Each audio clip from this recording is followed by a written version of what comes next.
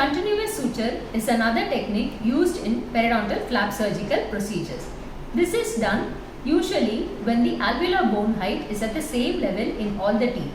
It is simple and easy to put. It has only one knot. The disadvantage of this suture is if the suture gets cut at any one place, the whole suture comes out. Let us now see how to put a continuous suture.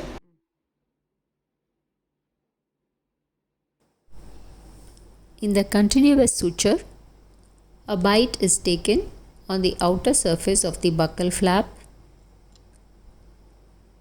The needle is then passed interdentally beneath the contact point.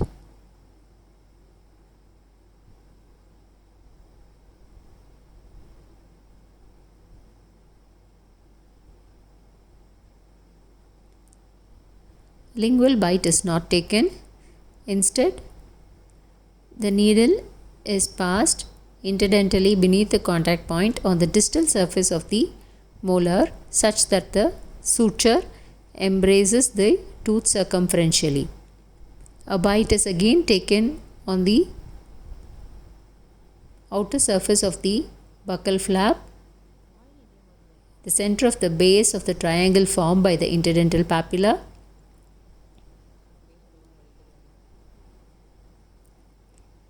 And the needle is then passed interdentally beneath the contact point.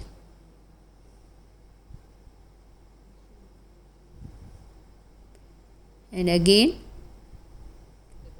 the lingual flap is not engaged. Instead, the needle is passed interdentally beneath the contact point on the distal aspect of the molar such that the suture embraces the tooth. A bite is taken on the buccal flap, the interdental region.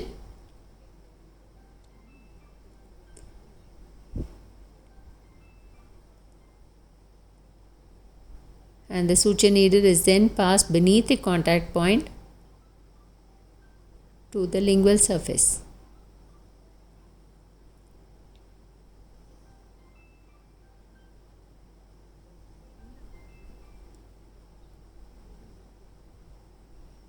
Now, a bite is taken on the outer surface of the lingual flap at the base of the triangle formed by the interdental papilla, and the needle is passed interdentally beneath the contact point,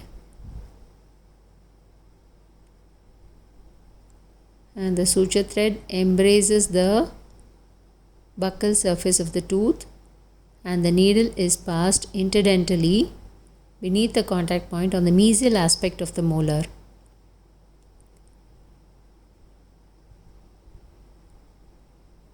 Similarly, a bite is taken on the outer surface of the lingual flap,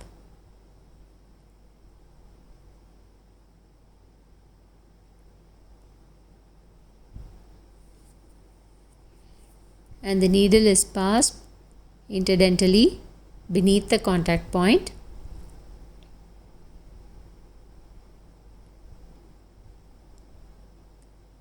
And again, without a bite on the buccal flap, the needle is passed on the mesial aspect of the molar through the interdental space beneath the contact point, and a bite is again taken on the outer surface of the lingual flap,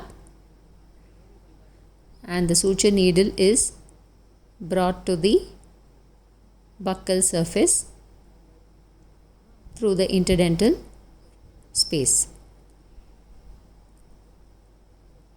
Now that we have come to the initial entry of the suture, so that the knot is placed on the outer surface of the buccal flap. So 2 throws on the clockwise direction and 2 throws on the anti-clockwise direction, and the suture is cut, leaving behind 2 to 3 cm.